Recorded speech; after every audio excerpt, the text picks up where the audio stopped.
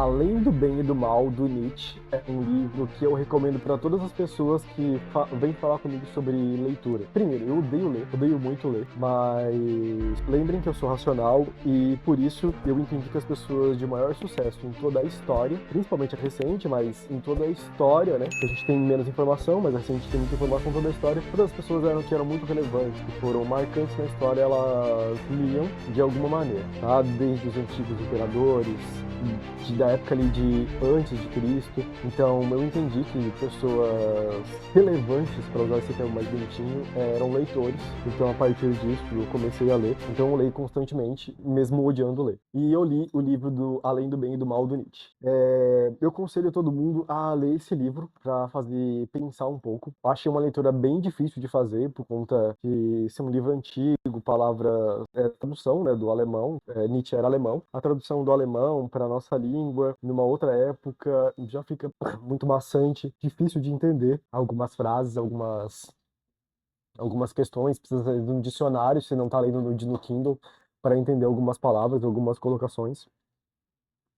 Mas a questão não é ter um livro muito bonito de ler ou fácil de ler, até porque é um livro meio dificinho de ler, mas não é tão grande. Eu já li mais alguns livros dele, eu ganhei até uma biografia dele também. Eu sou muito fã da questão do pensamento dele, da base do pensamento dele, tá? Não do niilismo, porque o niilismo não é exatamente o pensamento dele, e quem já leu realmente Nietzsche sabe que o niilismo e o pensamento de Nietzsche são algo até contraditório, não é que só não é parecido, é contraditório. Primeiro, tá? Que eu acho que o pensamento dele é muito bom.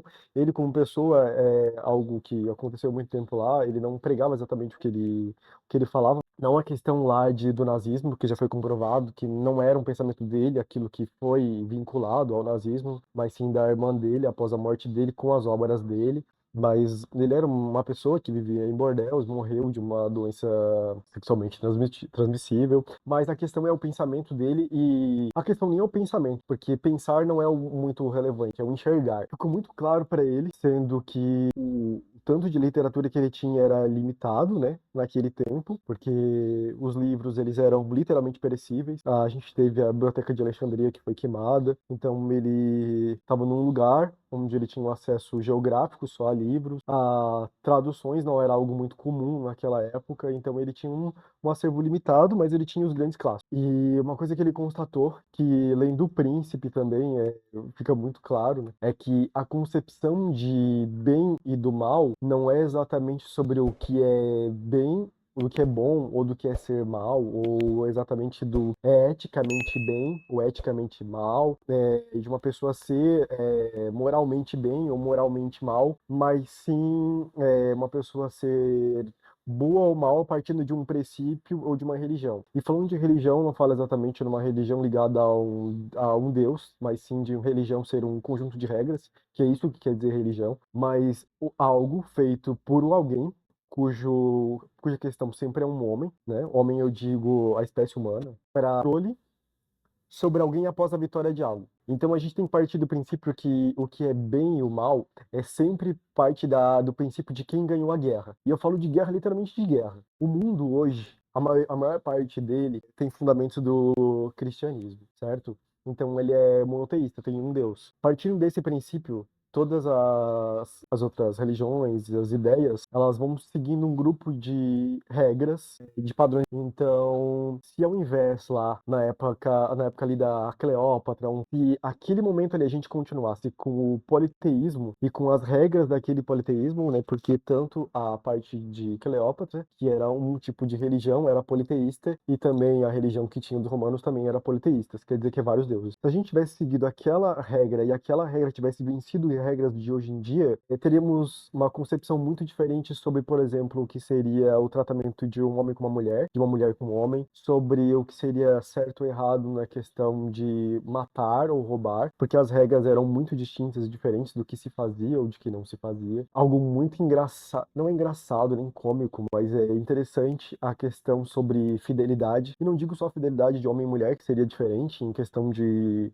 homens casando com mulheres não podendo ter relação relação ou tendo relação, porque naquele tempo a relação era totalmente diferente, era um casamento era algo político e não amoroso no sentido de paixão do que ser relatado hoje, mas tem a questão sobre o bem e o mal ficar muito clara em que se tivesse aquela não tivesse tido aquela virada, e claro, depois teve várias guerras, né? Poderia ali Hitler ter ganhado, seria totalmente diferente o que é certo e errado. E na época os Estados Unidos não tivesse se aliado com os países europeus e parado a antiga Iugoslávia, a gente também teria outras questões de regras. Seria normal, talvez não seria república, seria monarquia ainda. Foi uma virada muito grande ali, naquela questão, e depois aquela questão foi sempre os mesmos povos e regras foram destituindo um pouquinho, mas foram daquela vertente. Mas como o bem e o mal, ele tá ligado a quem vence uma guerra e não sobre o que realmente é bem e o mal. Porque seria muito diferente do que é bem e do mal se tivesse continuado o politeísmo, se a questão de amor, de fidelidade seria a mesma das antigas, naquele tempo dos politeístas, onde não necessariamente um homem podia,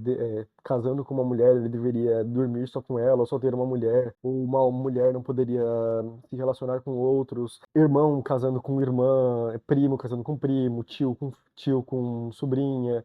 Em alguns casos da história a gente já teve de pais casando com filhas e várias outras coisas. Se essas pessoas tivessem continuado ganhando a guerra, isso seria bom e não mal, não seria ruim, né? Um pai casando com uma filha, um irmão casando com uma irmã, um primo casando com um primo, matar uma pessoa porque ela roubou, ou importunou uma mulher, matar ele porque a mulher tinha todo um respeito. A questão de quantas mulheres um homem poderia casar, sobre a questão de o homem poder se relacionar com outro homem ou não. Mas o que eu quero que você parem para refletir que o que define o bem e o mal é a pessoa que está no poder universal da região geopolítica que você está. O que é bom e mal, ele é definido pelo que é confortável para quem rege, pelo que é harmônico, e não necessariamente tem uma verdade absoluta do que é bom e o mal. Dependendo muito do que acontecer daqui 10, 20 anos, o que é ser bom agora pode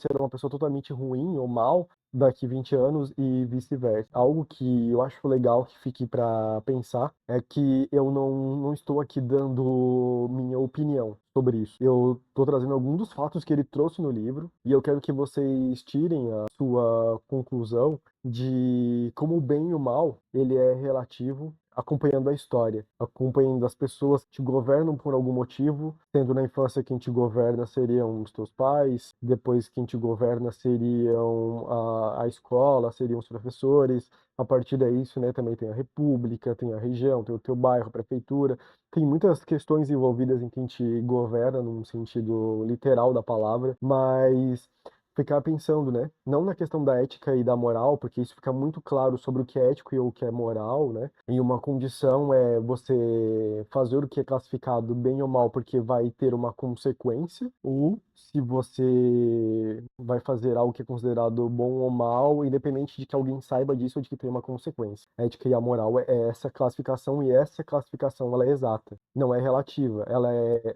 relativa à situação classificativa como bom ou mal, que é isso que é a grande questão. E convido que façam a leitura de Nietzsche. Caso você já tenha feito a leitura de Além do Bem e do Mal, quero que você deixe aqui nos comentários como é que foi a sua leitura e o que você acha da questão do pensamento que ele livra exatamente, tá? Se você não leu ou não, o que você pensa sobre o bem e o mal?